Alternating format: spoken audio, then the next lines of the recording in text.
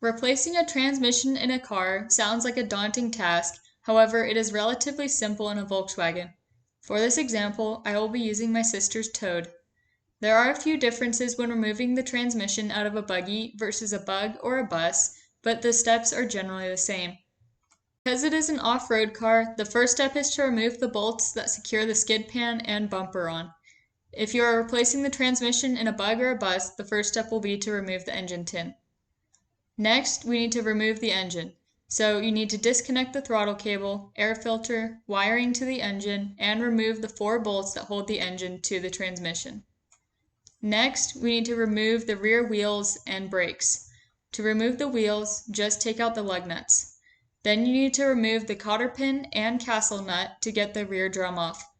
Once the drum is off, you need to remove the backing plate. Depending on how your brake lines are routed, you may need to disconnect your brakes. Next, you need to remove the transmission.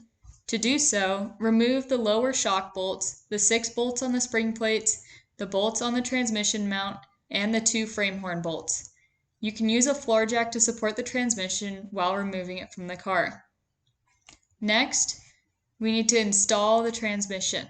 But before we do this, the axles, axle tubes, and axle boots need to be attached to the new transmission. When installing the axle tubes, there is a right and a left, so make sure to check this as it affects the lower shock mounting location. Lindy also cleaned all of the oil, grease, and dirt out from the back of her Tow'd. Then use a floor jack to position the transmission and bolt it back in place. Next, we need to install the rear wheels and brakes. The brakes were soaked in degreaser and washed before reassembly.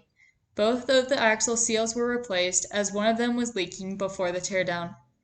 Now it is time to reconnect the brake lines if you had to remove them and bolt the backing plate on.